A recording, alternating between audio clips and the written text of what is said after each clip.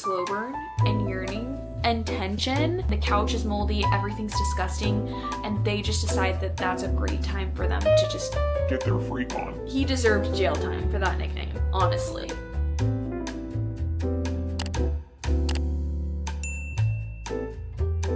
Hello my friends, welcome back to my channel. Today we have got a huge video to cover, and that is because today we'll be talking about the 39 books that I read in the last 2 months. I honestly cannot believe that I read so much. I mean, I feel like I read a lot, but when I looked back, I was just kind of in shock. We've got a lot of ground to cover, but I am excited to go through these books because I feel like there were quite a few that I would really recommend to you if you're not sure what to read, or for example, I read a lot of fall romance, I read a lot of fantasy, so if you're wanting to squeeze some in before the winter comes, then I feel like this video will be really helpful to maybe get some guidance on what was worth it and what wasn't. I literally have 4 pages of notes sitting on the floor because I read so many and I want to make sure that I don't forget any. I'm going to try to move kind of quick. Of course, this will all be spoiler free, so let's just get right into it with some stats first of all. In the months of September and October, I read 18 romances, 12 fantasy books,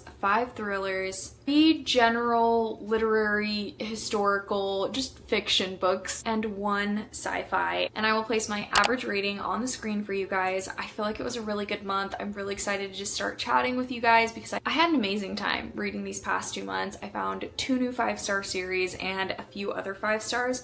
So without further ado, let's just get right into it. To make it a little bit easier for you guys, I'm going to put this video into different sections and you'll just be able to see, like on the bottom of my video, which section, just in case you're only interested in a certain type of genre right now, then you can just go straight to that and skip the ones that you don't want to. But first, I want to start with romance. It was my biggest category, and I'm going to go in each section from lowest rating to highest rating, just to keep things very organized because I am a Virgo. I like things organized. If not, I'm just in straight up chaos. I'm going to try to go through these quickly, but still give you a good amount of information. That way you can decide whether this book is worth your time or not. The first book I'm going to talk about is Zom Rom-Com, and that is by Olivia Dade. This is a paranormal romance. It is between a human and her next door neighbor who is a vampire, and they both are living life in a zombie apocalypse. The world has been like divided into different sectors, and the two of them have pretty much just been keeping to themselves. I believe our female main character lost her family, and then our male main character is new to the area, I would say, and basically their sector ends up just getting open to the zombies. It is no longer safe to be there, and so they kind of band together. I wasn't expecting a ton out of this book. Obviously, I was just kind of expecting a lighthearted kind of romance. I was hoping that it would just be kind of cute in a way. Unfortunately, this book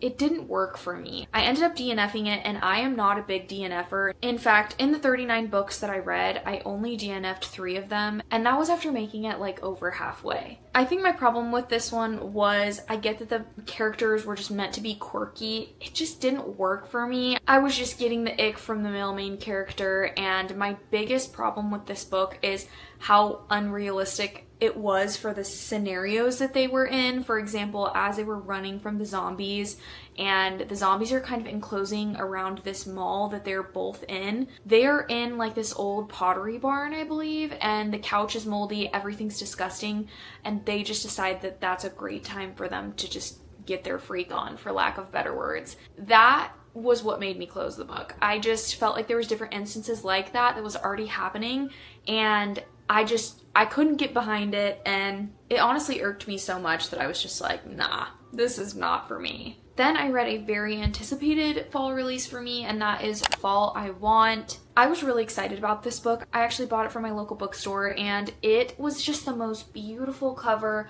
The side sprayed edges were so beautiful, and they were different from the bottom sprayed edges and different from the top. It was also just like gorgeously floppy. This was a small town billionaire romance, and sadly I ended up DNFing this one as well. It was a billionaire who was coming to like this small town that was very autumnal, and I loved that. What really didn't work for me was I felt like this book was pure dialogue, and it just started to become like a competition between which character could say the sappiest things. I felt like not much was happening outside of this dialogue, and I just was kind of feeling cringe, and I hate to say that. I never want to be too harsh with a book, but I couldn't get into it, and it also was so spicy for something that I felt like didn't need to be.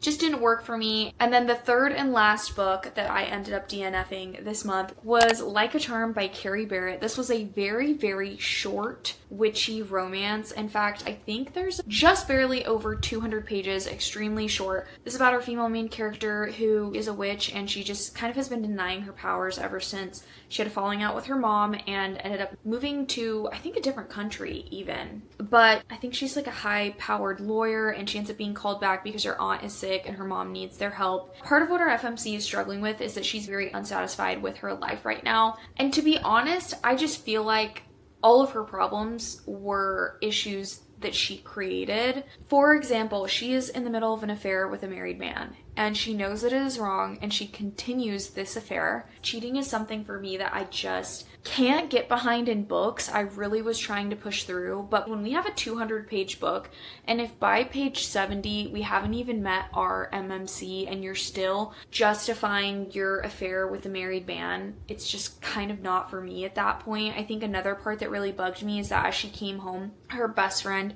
and her best friend's husband are talking to her about this relationship, and they're both kind of like, why are you doing this? Like, you know that this is wrong, and what about this man's wife and all of these things? She's kind of like, okay, yeah, maybe I shouldn't be in this relationship. But then she walks outside and texts him and says, I miss you.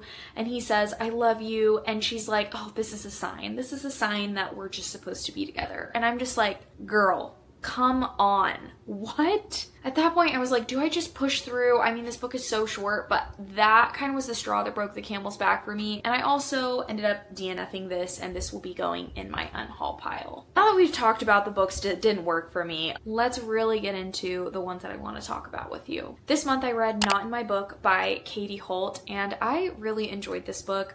I was super excited to read a book from a Peruvian American author. I'm Hispanic, I'm from Puerto Rico, and so I love being able to read from authors from the Hispanic Latino community, and this book got me really excited about it. It was recommended to me by a friend on TikTok.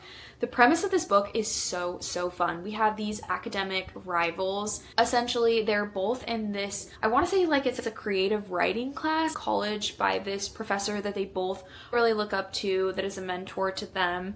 We have Aiden, who's like the moody literary fiction writer, and then we have Rosie, who is a romance writer. So they obviously write very different things. Aiden is really drawn towards trauma and towards tragic endings, and Rosie is drawn towards happy endings and relationships that work out. Rosie's always kind of had a crush on Aiden. He's very attractive. He is exactly what she would want on paper, except for when he opens his mouth and anytime they're in class, and specifically when Rosie talks about where she's at in the book that she's writing or about her romance, he is always quick to be the first person to critique her and just kind of shut her down. And even her classmates realize that he does it with her more than anybody else. So it just starts this relationship where they just kind of hate each other. Because they cause such a disruption in class, the teacher says, you know what, you guys are out. You're gonna have to get out of my class. And because neither of them wants this, in fact, specifically Katie, because she is supporting herself through school and really can't afford to be thrown out of a class that she just paid for, the professor gives them another option, and it is that their big project, which generally throughout this class you're working on one project, and at the end of the year you should have a book that is completely finished. She tells them, you know what, since you guys can't get along and keep disrupting, you need to learn how to work together if you are going to be in my class, so you need to write a book together. So the two of them have to work together to essentially write a book, and they're obviously butting heads from the beginning because they just have very different writing styles, they write in different genres, and throughout this experience of writing this book together, they start to feel a little bit more for each other. In fact, there's one specific scene that had me screaming where it's Rosie's turn to write the next chapter where the characters get together and kind of start their physical relationship, and Aiden is watching her in real time write so that he can help and critique, and she accidentally writes Aiden's name instead of the male main character in the middle of one of those scenes. When I saw that, I literally screamed. I had such a great time with this book. The premise was incredible. I love a rivals to lovers, kind of like a hate to love situation. I think for me, what didn't work in this book, the main thing was that I felt like it was getting repetitive.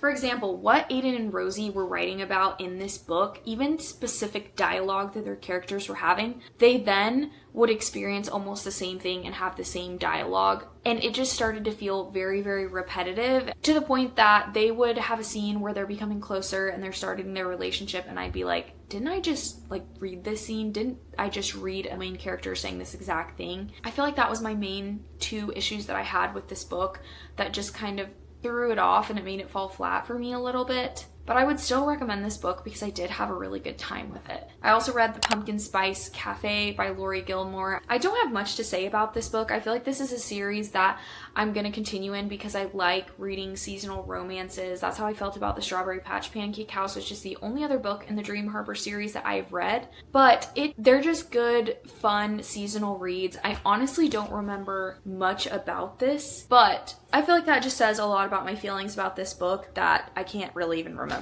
what it was about. It was fine. I feel like most people who read this book kind of have the same feeling about it.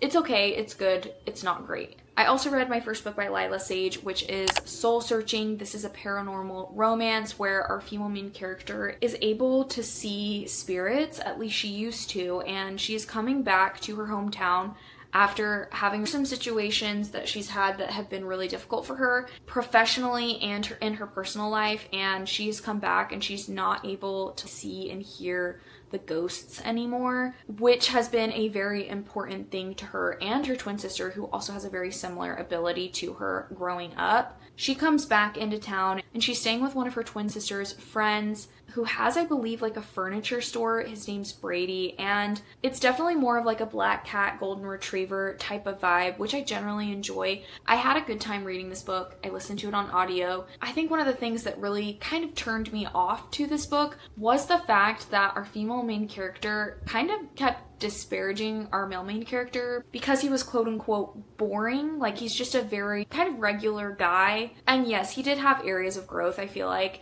that he ends up working on throughout the book. But I just feel like the fact that she kept calling him that, and even to his face and to other people calling him Boring Brady, I just didn't see their relationship really coming back from that. That's probably like a small thing to other people, but for me, I was just like, that's turning me off. I just didn't love our FMC. There's another book that I'm going to talk about later that also had kind of similar vibes that made me knock it down half a star.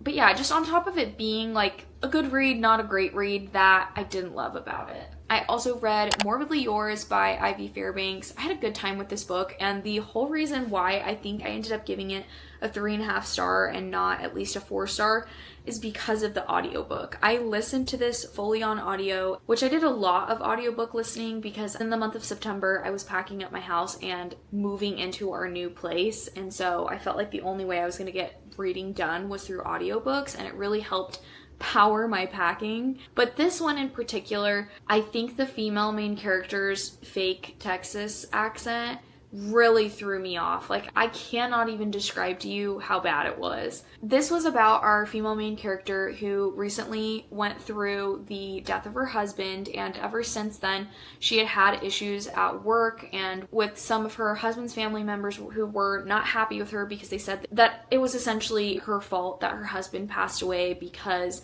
they were arguing before he went for a drive that ended up leading to his untimely death. She was very much addicted to her career and just like advancing her career. And so she ends up getting this opportunity to work for a company. I want to say it's Ireland. Is it Ireland or Scotland? I've already forgotten. Either way, she ends up going out because she's working on this project for this company and she's going to be there for a certain period of time. She ends up moving next door to this funeral home and this man who lives essentially above his funeral home. I loved our MMC. He's one of those just like socially awkward kind of types that comes across as a little bit aloof, but because we have his perspective in this book along with our FMC's perspective, it's dual POV, you really get to know him and love him and just realize that the reason he's like that is because he's just a little bit socially awkward, and you kind of love him for that. He also, I can't remember the term for this, but he doesn't really feel physical attraction for people in the normal sense. He has to get to know somebody on a deeper level before he ever feels a physical attraction, and even then, like, that's few and far between. However, his family's company and what they've built is really important to him, working in this funeral home, and he is about to lose it because ever since his grandpa died, he put this clause in there that if he wasn't married by a certain time, then the practice would go to his dad, who he is estranged from and never cared for the funeral home. In fact, he wants to sell it. So he is desperate for someone to marry, which obviously, with him not really feeling physical attraction for people in the, I don't want to say normal sense, but like most people do, it's very difficult for him. And he befriends our FMC, and they both work together to try to find somebody that he could marry, because our female main character is just like, you know, I'd love to do this for you, but I will never marry again, and has kind of kept him in the dark about her past. So it is a really heartwarming read about the two of them just becoming closer, and about the FMC accepting the MMC and not needing him to change like most people would want him to, just because of the way that he is. And then our MMC also helping our FMC learn a lot of things about herself and accepting her for who she is. This is the first in a series of interconnected standalones, and I definitely do want to continue in it. Then I read another seasonal romance called Pumpkin Spice and Not So Nice by Becky Monson. This is like a closed door, stereotypical Hallmark, just good time romance. Very vibes only. It did remind me of Morbidly Yours. I had a good time with this one. We have another aloof MMC. He has a really hard time connecting with the people around him, and he meets our FMC first after insulting her family's farm, and realizes she is a very, very personable, social person, and he is desperate for her to kind of rub off on him. So when he finds out that her family's farm is in desperate need of money, or else they're gonna have to close their doors forever, he offers to pay her an astronomical amount if she will help him essentially become more social and become better at talking to people, because he has recently taken over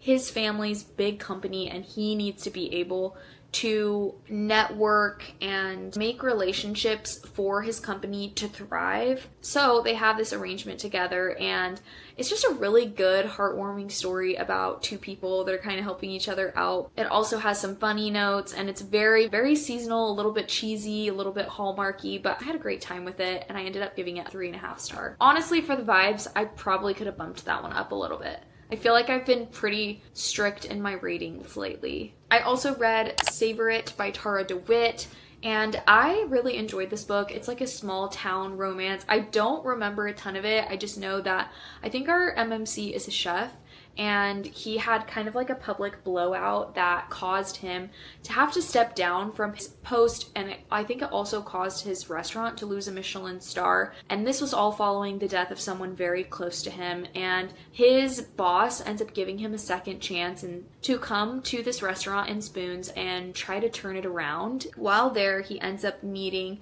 our FMC, who is a local, and she ends up helping him navigate the small town politics to be able to make the restaurant successful so that he can move back and be where he wants to be in his old restaurant. He also has custody, I think, of his niece because of his family member. I think it's his sister who has passed away. And so he's navigating essentially kind of being like a single dad, single uncle really, but he has custody of his niece. And so it's again just kind of like a small town romance where the two of them are helping each other with something they both mutually need and end up falling in love with each other. I had a great time with it. I ended up giving it a 3.75 star. I will say I was more interested in the romantic storyline of what I know the next book will be about, which I think is called, what is it called? Left of Forever. It's called Left of Forever, because we got hints of these characters and a little bit of their background, and I was just like feral for the crumbs that were left in this book for what was going to be set up in this second installment. So I'm really excited for the next book, and I would be shocked if that was anything less than a 4-star read, and it's made me excited to read more of Tara DeWitt. I've been wanting to read more books by Mariana Zapata, so I finally read All Roads Lead Here. This is,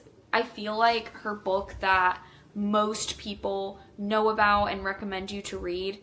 I think this is another one that kind of suffered on audio for me. I didn't love the narrators, but as we all know, Mariana Zapata is the queen of slow burn, and I just love her books. I don't care that they're 500 pages. I love them. This is like a small town single dad romance. We have our female main character who is coming to rent this room from our male main character. He does not know about it because his son has placed it up for rent because his son wants to save up, I think, for like this guitar. And so the MMC is not happy that she's there, has very strict rules. He basically never wants to see her. And I don't really have much more to say about this. I enjoyed the slow burn aspect of this book, but there were certain things about this book I just found a little bit cheesy. I did really like the relationship between our MMC's son and our FMC, just how close they got, how well they understood each other. I think what I didn't like is I didn't love the FMC's storyline and like her ex being this rock star and all of this stuff. It just didn't do it for me. It felt a little bit cheesy. But I really did like our MMC's background and storyline, and I ended up really liking their relationship. So I gave it a 3.75, which is a shockingly low rating for me with Mariana Zapata because I feel like she's just a 5-star author for me. But I feel like it's just, you know, some books are going to work, some books aren't. Then I continued the Monsters and Men series with Unnatural by Mia Sheridan. There is something about this series that I just love. I feel like it's not a 5-star series for me by any means, but it's addicting to me and I love the storyline. I can't tell you too much about the second book. They're definitely interconnected standalones, but I do think you need to read them in order. What I will say about these is they're very emotional and they're very tragic. They end happy, but what these characters go through, both the FMC and the MMC, is quite heartbreaking. I would describe this as kind of like a super soldier. I'm not going to say too much more about that other than there are some really evil people in this world who essentially take our MMCs as children and put them in pretty tough scenarios emotionally, physically, and it has left them isolated and very different from quote unquote normal men in the world. And they find these FMCs who really help them adjust to society and work through their traumas, and then our FMCs also have traumas that they work through together. I've rated both of these books 3.75 reads, but I read them in a day. They are extremely addicting, and I don't know that they're quite 4-star reads for me, but I love them and I'm going to continue. Next, I read my first 4-star seasonal romance, and that was The Main Stop by Molly Anderson. I had a great time with this book. I've really been loving friends to lovers lately, which is so funny because before this year I hated that trope. I hated it, specifically if it was like childhood friends to lovers. What I liked about this one is there was no falling out really between the friends, because normally it's like your childhood best friends and then something happens and then you're not friends anymore and the author brings us back together. But this was a best friend, or FMC's like current best friend. Her entire family has had a really hard time since her mother passed away, and so they moved away from this small town.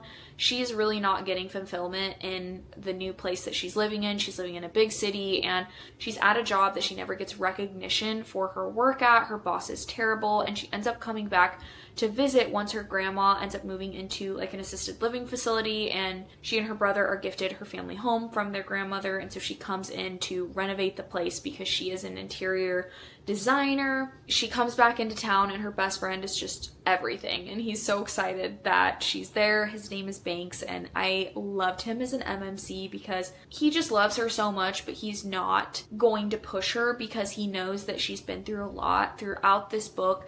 You can tell that they just both have feelings for each other, and everybody knows it except for the FMC. She thinks that she's in the friend zone with Banks, and she really doesn't want to lose him or lose their relationship by trying to make it any more than it is, because losing her mom has been so hard for her. But I really enjoyed the story. I really think it would be a good November read, honestly. This was one of those books that I just wanted to move into this town, honestly. This is also going to be a series, and I will definitely continue in this series. I just realized I've been forgetting to hold up the books that I've been talking about, so I'm going to try to do a better job about that now. In September, I read The Love of My Afterlife by Christy Greenwood. I've had this for a while. I actually found this used at my local bookstore, and I loved this book. I had such a good time with it. It is very, very funny. like laugh out loud funny. It is about our FMC who within like the first chapter dies and goes to the afterlife, and while she's in the lobby of the afterlife she ends up meeting her dream guy, but there's been a mistake and he's not actually supposed to be dead, and so he gets sent back and she's stuck there. The person who essentially works the lobby in the afterlife gives her a chance, so she's essentially sent down to try to find him, and if she can kiss him within I think 7 days, she does not have to go back to the afterlife, she can stay alive. And throughout this book, she just goes on this journey of really realizing the relationships that she missed out around her because she was very, very introverted. There's a really incredible sense of found family, and then also a good storyline of finding love in places that you wouldn't expect. I loved this one. I wholeheartedly recommend this. You can really read this any time of year, but I felt like with it being in the afterlife, it lent to September, October vibes, but honestly, you could read this whenever. Oh man, this is gonna be a long video, guys. Then I read Nightshade by Autumn Woods, which is a book that I've really been excited to read. I got it for myself for my birthday, and I had a great time with this book. Vibes only. It was a 4-star read for me. It really reminded me of Maxton Hall. I read this book on a reading retreat, and so if you want more of my thoughts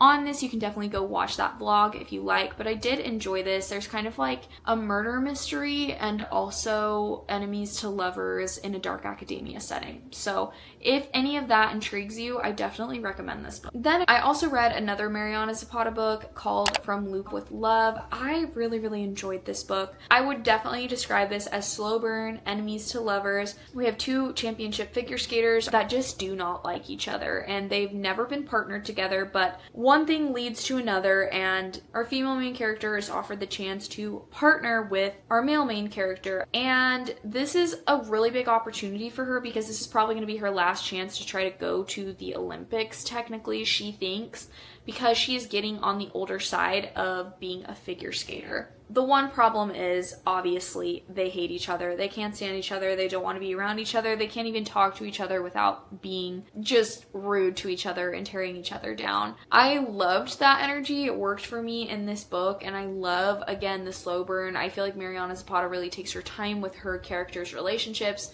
They don't get together until it makes sense, and I loved this book. This book only had one flaw, which made me take it down from a 5-star to a 4.5 star, and it was something similar to the Soul Searching by Lila Sage comment I made, and it was the fact that our MMC in the beginning of the book had made a comment about our FMC's weight and then proceeded to start calling her Meatball because she hated it, and that absolutely diabolical nickname continued. Even throughout when they got together, he still, albeit lovingly, referred to her as Meatball. And that was such an ick for me.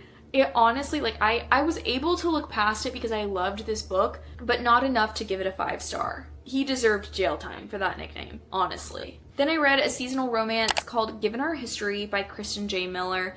This is a childhood friends to lovers, forced proximity, small town, university setting type of a fall romance, and I loved it. It really worked for me. We have our FMC who is trying to get tenure at the university she's working at, and the person who's going to recommend her for that asks her if she can do him a favor, and that is to let a visiting professor use part of her office. So the two of them will be using a shared office throughout the semester, and it just so happens to be Teddy, her childhood best friend, who she has not spoken to in years, since they had a falling out that left both of them feeling very hurt. This is a very short book. It's a very quick read, but I felt like the author did really, really well with the amount of story that she fit into these pages. We had flashbacks from when they first met as children at a summer camp and saw them grow up together. And I don't want to say much more because I really want more people to know about this book. I really loved it. I felt like there were also moments in this writing that was very poetic and that I absolutely loved. In fact, I wanted more of that, and I think if I had a little bit more of that, it would have been a 5-star, but I just had a great time. I loved the MMC, I loved the story, and I would definitely recommend this if you're trying to squeeze in another fall romance before November's over. Then I read a very anticipated book, which was Magnolia Parks by Jessa Hastings. I have had this book on so many TBRs, and I finally read it in the month of September, and I loved it. I had a very complicated relationship almost with this book because it made me angry, it made me sad, it made me hopeful and happy, and overall had themes that I normally hate. But the thing is, the way that this author wrote it made me love it. On paper, I should not have loved this book. I should have hated it. But because of the way that it was so beautifully written and just the prose and just almost like the lyricism in the way that she writes is just so beautiful. The way that I can describe how I feel when I read Jessa Hastings books is it's kind of like listening to my favorite Taylor Swift song where the lyrics are just so stunning and I just feel so much. And also it's kind of like that quote from Bronte where I think it's from Wuthering Heights where she says something along the lines of whatever our souls are made of, his and mine are the same. That is this book, that despite however horribly they're treating each other, they are soulmates. I feel like at their core. And so I just tabbed this book within an inch of its life and I absolutely loved it. I gave it a 4.5 stars just because it was a lot of back and forth. It worked for me, but there were some times where I was just like, okay, maybe we could have done without this back and forth, if that makes sense. I would say this is like Gossip Girl in a sense, where we have very high society people in London who have their every move on the front of a magazine or a newspaper. And it really just is a story about two people who you are wondering,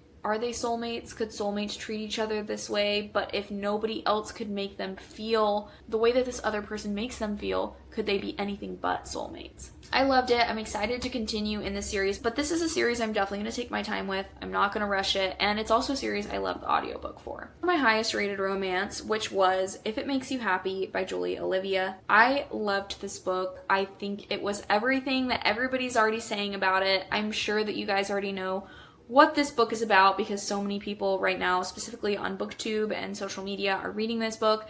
It is like a 90s, very, very nostalgic read. It's supposed to give Gilmore Girls vibes. I've never seen Gilmore Girls, so I can't speak to that. But it is a single dad, small town romance, I would say, at its core. We have like a golden retriever, MMC, who I'm just going to tell you is probably one of my favorite, if not my favorite, MMCs in a contemporary romance that I have read ever. I just loved him. I loved his energy. I loved how kind he was, and specifically the way that he treated our FMC. Like, I love him. This book is like the quintessential parent passes away, so our FMC has to come take over this inn that's in this storybook little town. But it's just done better than every other book. It really, really is. Originally, I gave this book a 5-star, and it might still be a 5-star, but I think I settled on a 4.75. I loved the slow burn.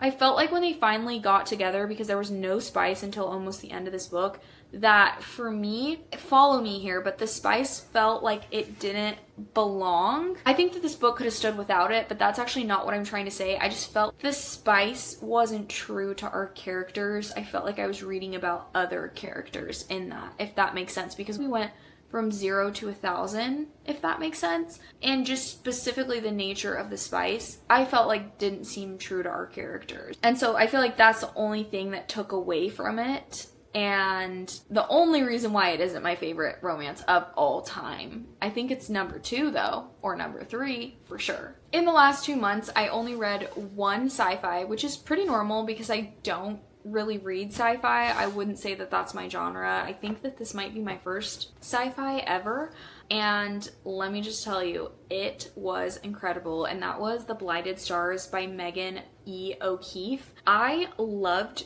this book. I did not know that sci-fi could have slow burn and yearning and tension. It was so good, and even though it was a romantic subplot, that I think really just made it a 4.75 read and almost a 5-star read for me. This book essentially occurs, I think it's in the future, but in this society, humans are trying to find another viable planet to inhabit.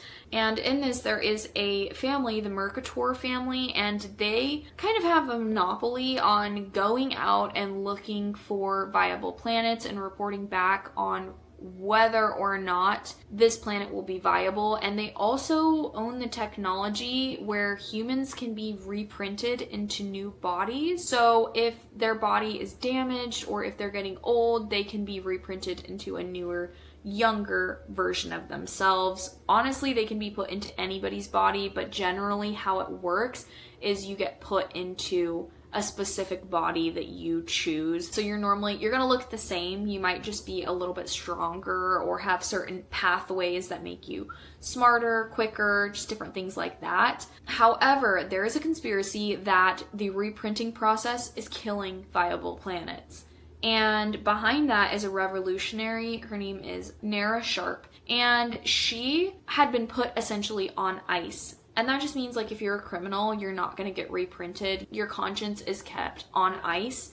And she ends up being printed into a new body. And it is the body of our MMC's bodyguard. Our MMC is the son and heir to this Mercator family. The two of them, along with some other people, end up crash landing on this planet that is a dead planet, and they have no way to get off of this planet. And so our female main character has to hide essentially in plain sight. And while they're figuring out how to get off of this planet, obviously they both have their own agendas, but a romance ends up blossoming that had me in a chokehold. Why was the yearning so good? Why was it so good? I am dying to continue in this trilogy. I loved the audiobook and it was so close to perfection. I honestly think this will end up being a 5-star series for me. In fact, the next books are projected 5 stars. The only thing that kept it from being a 5 stars for me was that I did feel like some of the romantic dialogue was a tiny bit juvenile, just a tiny bit cheesy,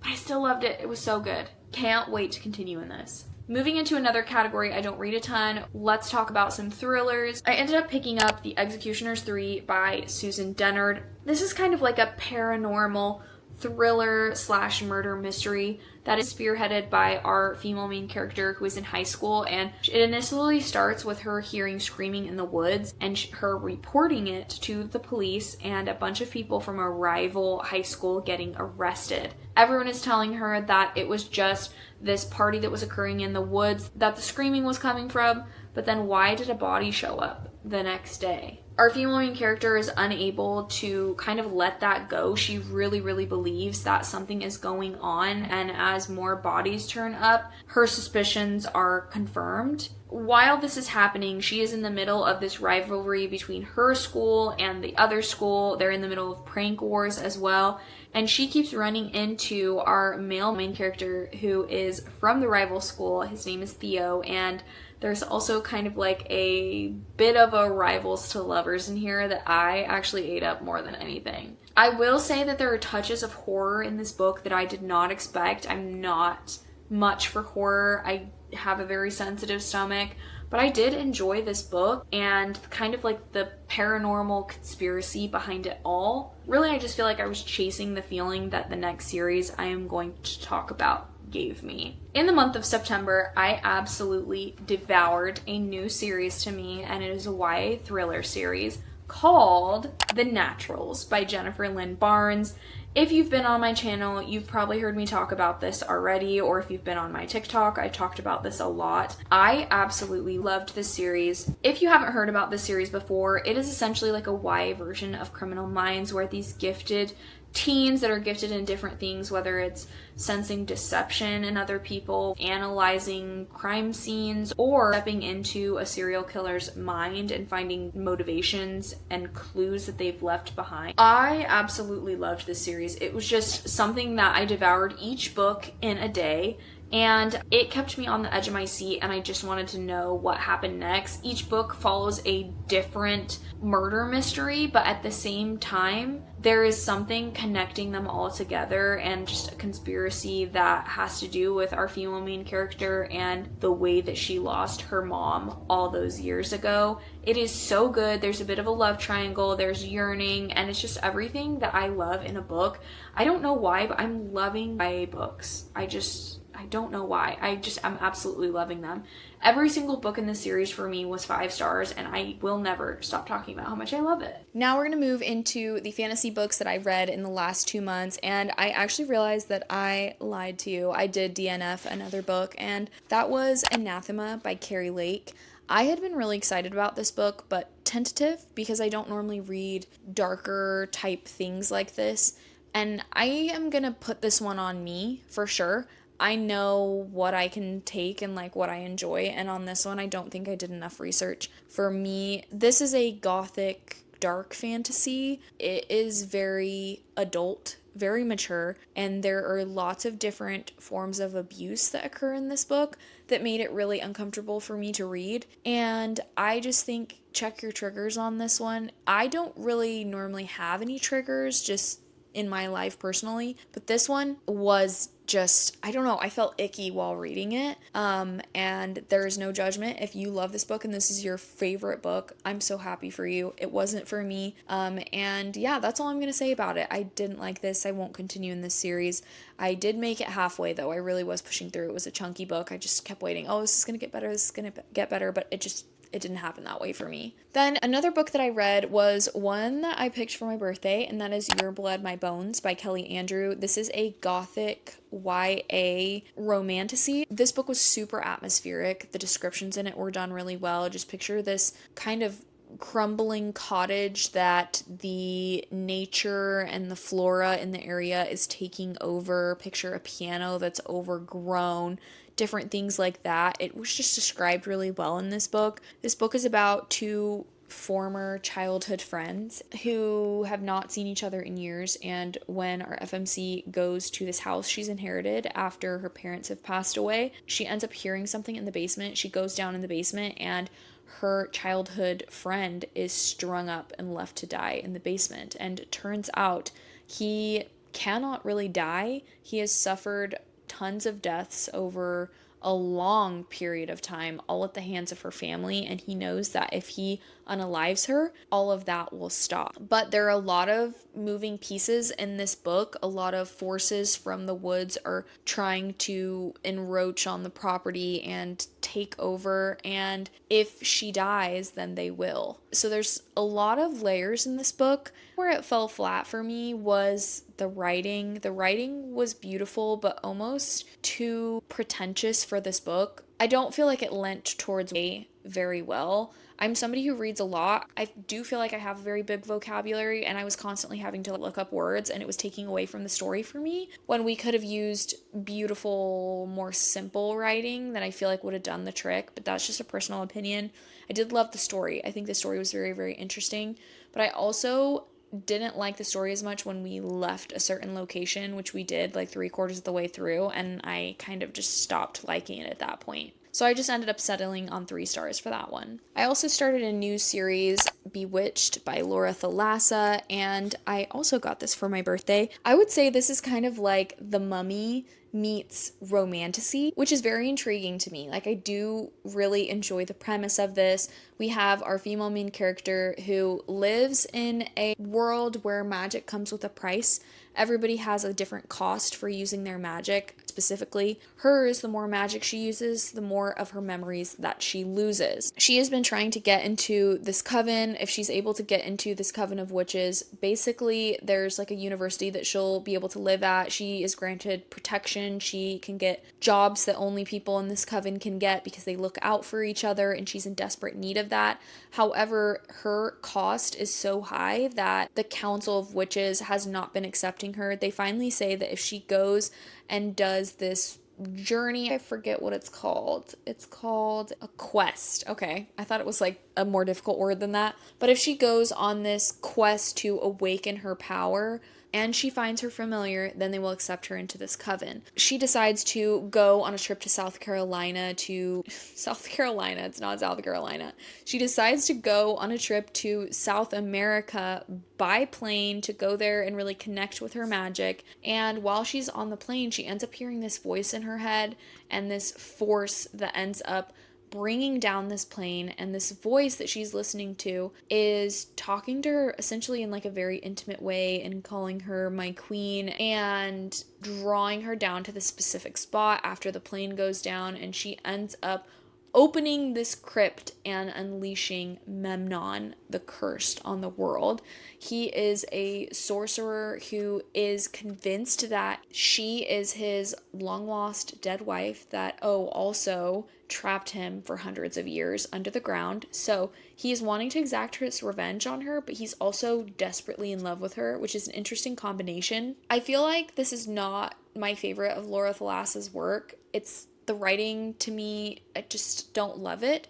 However, the story is very interesting. It's a quick read. It's quite addicting, so I think I'll continue in this series. I ended up giving this like a 3.25. I also think that, again, I just enjoy more of a slow burn, and this is not a slow burn. It's not slow burn. Who is she? Speaking of slow burn, who is she?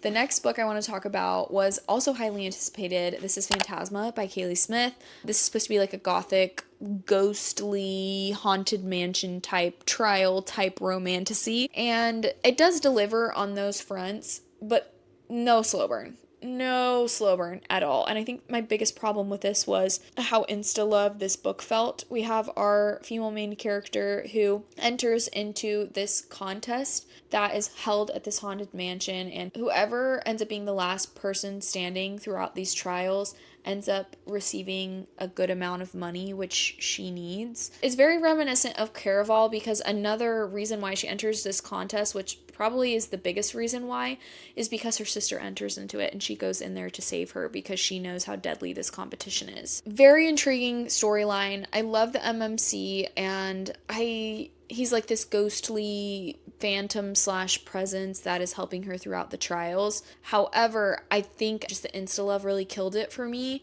I wanted more from their relationship, more development, but I had a good time. I did have a good time, so let me just say that. Love the gothic setting, love the atmospheric vibes, and I liked the trials. So I do want to continue with the next book in the series to see if maybe this is just a one-off and I might enjoy the next one, or if the series just isn't for me. Next, I read a book that is the first in a series that is very hyped all over Book Talk and BookTube, and that is City of Gods and Monsters, part of the House of Devils series. This is a very, very chunky book. I would describe this as an urban fantasy with a lot of different paranormal creatures. I really like the way that they were portrayed in this series. There were vampires, there were like half human, half devil. I cannot remember what the MMC is, but it's something like that. Basically, the premise of this story is that there is a hit that is placed on our FMC, who is a normal human girl. In this city, there are obviously different circles of paranormal creatures, like I mentioned, and there is one in particular, our MMC, who is kind of like a supernatural bounty hunter. He receives this hit and goes to carry it out, realizes she's this defenseless mortal girl, and instead decides to protect her. What I enjoyed about this series is having like a morally light gray MMC. Yes, he is kind of like an assassin, but I do like that he has kind of like a strong sense of moral code, whether he realizes it or not. That I really enjoyed. I did like our MMC. I think that this book was a little too long for me, and it kind of dragged on in certain points, and I also think that there was some character inconsistencies for me. Specifically with our MMC, I really liked him. I felt like the author was trying to give us the best of both worlds, as far as having him be somewhat morally gray and then him also having like this sad boy, somewhat very young side to him, if that makes sense. Like, I felt like there were some things that I'm like, I don't think your character would actually be saying this right now, if that makes sense. However, I am intrigued. I think I'll continue in the series. I had a good time with it, and I think from what I've heard, it only gets better from here. But it is very intimidating because each book in the series is like a brick. I'm also just now realizing how many series I started this month, because I also started this, oh my goodness, This Woven Kingdom by Tahira Mafi, and this one I had very, very high hopes for, because Tahira Mafi, if there's one thing about her, she knows how to write an MMC. I read the Shatter Me series. I love, love, love Erin Warner. I love the slow burn. I love the yearning. No one writes yearning like she does, period. This is like a Middle Eastern Cinderella retelling with fantasy elements as far as magic as well. A bit of like a hidden identity with our FMC. I don't remember a lot of this. which is very interesting. I think that the audiobook didn't do me any favors. I tandem did this. Sometimes I read it, sometimes I listened because again, I was moving. But I will say I love the MMC. I loved the moments of yearning in here. I think my issue, and I don't know if it had to do with the audiobook, but I think my issue was a little bit of an inconsistency with the female main character. I felt like she was very strong in some instances, like when people came to get her, because she has this magic that she shouldn't have. And again, she has a hidden identity that I don't want to spoil, as men would be sent to come and unalive her. She was so cool. She would dispatch them so quick. But then I also felt like emotionally, she was a bit weak. And I understand that her trauma could lend to that, but I felt like her eyes were filling with tears every 2 seconds. And for me, it just felt inconsistent. You can't have it both ways, or if you do, you need to make me believe it. That was an issue. However, the yearning carried this book on his back, but I am intrigued and I really want to continue. I want to love this as much as other people, and I feel like it might be one of those that just grows throughout the series, but I gave this a 3.75. I'm intrigued to continue, and I'm just so desperate because I want to love this series. I really want to. Then I read a novella called Six Scorched Roses. I'm going to talk about Ashes in the Star-Cursed King in a second, but all I'm going to say is this is a novella in the Crowns of Nyaxia world by Carissa Broadbent. You can totally read this by itself if you want a quick, like, vampire romance. I had a great time with this. This was so good. I am shocked that for a short novella, I felt as much as I did for these characters. It's a really, really good one. We have, like, this female main character who's kind of like a healer, but not through magic, through different ingredients. And she ends up coming to where she knows this vampire lives to be able to ask him for some of his blood to be able to make essentially a medicine for her sister who has caught a disease that's on the land and it's very bold of her to come to his house and ask for that, but he's very intrigued by her, and they just kind of form a relationship slowly, even though this novella is short. And yeah, I just had a great time with it. It was really good. I also started this series that I'm going to talk about very, very briefly because I rated these books differently, but I loved them all, and it's a 5-star series for me. But the first one was Belladonna by Adeline Grace. I ended up rating this a 4-star. This is a gothic YA romantic with like a murder mystery. I loved it. I had a great time. I really, really enjoyed it. And this is a series that just got better as it went. I'm going to talk about that a little bit more. But basically, our main character is Signa, and she has this ability to see death when she dies. Even though she can't really die, when she dies, she is in the afterlife almost, or just in the in-between for a limited amount of time, and she's able to speak with death.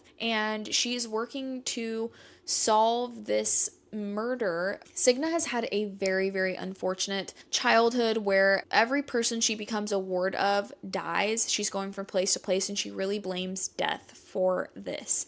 She ends up going to this new family who are her cousins at this place called Thorn Grove, and the mom has recently passed away from this sickness, and now her female cousin is sick and dying. So she is trying to work to figure out who is poisoning her. There's just like a good sense of found family. There's a beautiful love story, and let me tell you, this is one of the best audiobooks I've listened to. It is so, so good. This story is so enchanting, and as this series continues, it just gets better, which we will talk about in a second. Continuing with Foxglove, which is the second book in the series. Again, this just got better and better. I ended up rating this 4.5 stars, and again, the audiobook is amazing. We're almost reaching the end, guys. Stick with me. Next, I read The Ashes in the Star-Cursed King. This is book number 2 in the Crowns of Nyaxia, and I actually tried to read this right when it was published a few years ago, and I DNF'd it. I just couldn't get into it. However, I started this book on audio, and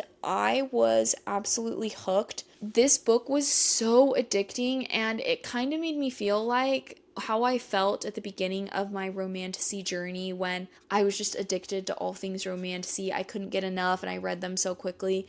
This chunky book I read in like 2 days. I loved it. I had a great time. It was not a perfect book, but I immensely enjoyed this. This is the second installment in a vampire romantasy. In the first book, we have our female main character who is essentially a ward of her father, who is a vampire elite, and she enters into these trials because the person who wins these trials gets a wish granted from their goddess, and she wants to become like her dad, a vampire, and just stronger since she's considered weak essentially her entire life for being human, and she's tired of being afraid. And in that, she meets another person who is in the trials who ends up working with her and ends up being the love interest. That's all I'm going to say. But the first one is The Serpent and the Wings of Night, and I also loved that book. I was just really excited to continue in this series, and it's made me excited to continue even further in the series because there's more duologies. This is a series of interconnected duologies and some novellas, and I wasn't sure if I wanted to continue after my first experience with this book, but after how much I loved this, I just cannot wait to continue. And I ended up giving this 4.75 stars. I forgot to hold up Foxglove while I was reading it, but my first fantasy 5-star was Wisteria, which concluded the Belladonna trilogy. Now there's another novella out, but I absolutely loved this gorgeous, gorgeous book. This is another book that has just the most beautiful cover. I love, honestly, even more than the front cover and the end papers, I love how it looks between just like on the sides up here. Oh, it's just so stunning. But this book concluded this trilogy in such a beautiful way. I can't say much about it, but what I do want to say about it is that this trilogy did for me what I wanted Once Upon a Broken Heart to do for me. I did love that series. It's a 4-star series for me. I had an enjoyable time, but the way that other people talk about Once Upon a Broken Heart is how I feel about the Belladonna trilogy. It is so beautiful. It is so whimsical. The world is gorgeous, stunning, and the way that she writes it just makes you feel like you are right up in here. And I cannot talk enough about this book and this series in general as a whole. I cannot wait to continue on with Holly, the little Christmas novella. I'm definitely going to read that in the month of December, and I love this series so much, and if there's a recommendation you take from me, please read this series. It's so, so good. The final fantasy book that I want to talk to you guys about is a 5, maybe even 6-star read for me. I absolutely loved it. My first by this author, and that is One for My Enemy by Ali Blake.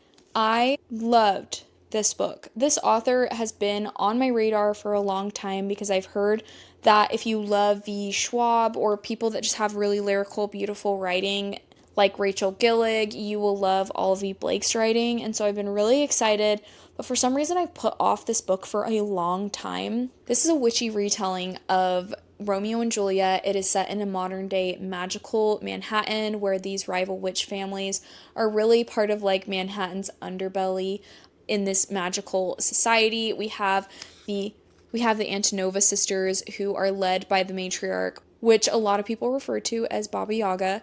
And I don't want to say too much else because I have a reading vlog coming out where I'll give a lot more of my thoughts, but I loved this book. I think that Ali Blake is an absolute genius with her writing.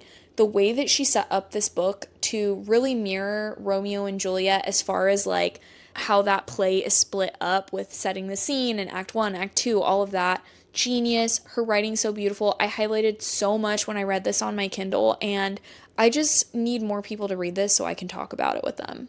Absolutely love this.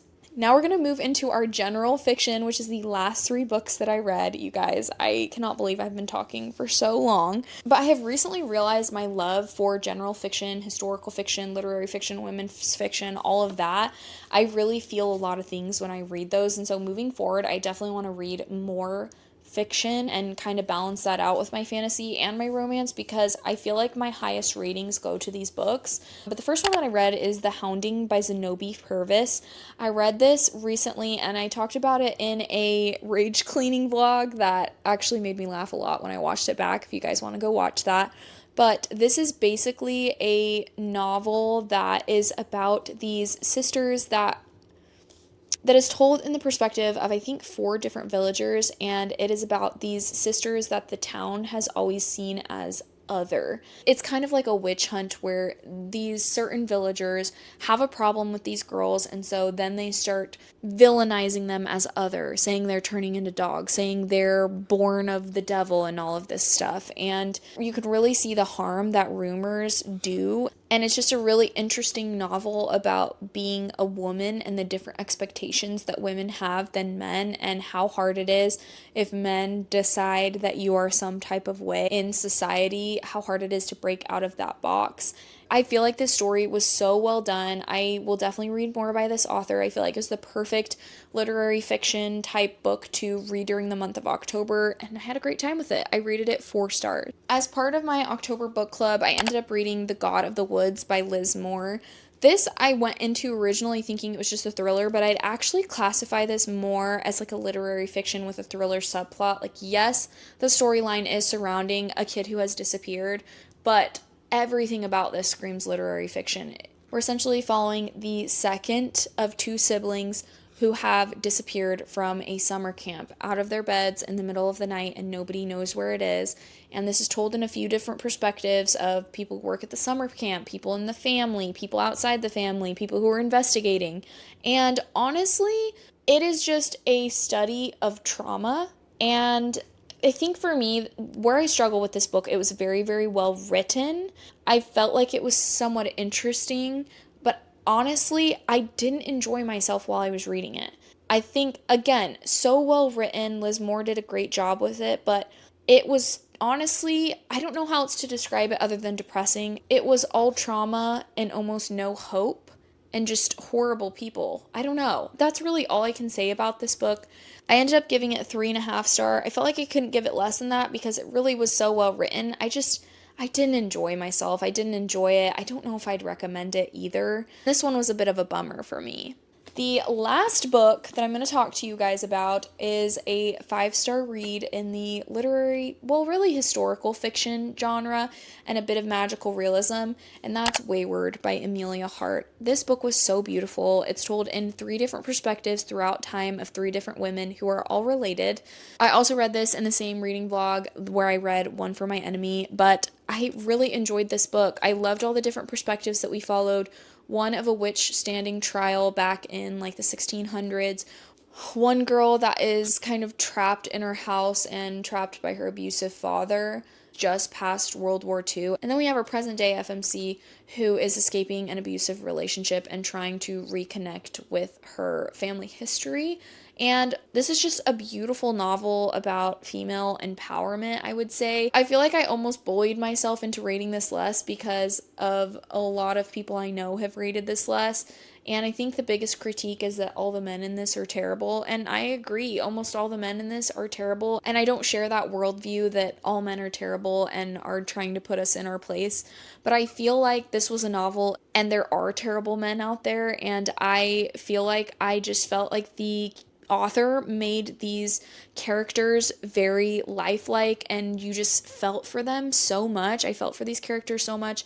I loved the balance that she created of flipping between perspectives. I never felt like it was too early. I never felt like it was too late. And in fact, the shorter chapters and the switching POVs really drove me to finish this book in less than 24 hours. I read this on Halloween Day and I loved it. I really think this could be read any time of year. Like, yes, it is witchy, but I do feel like this could be read any time of year and enjoyed.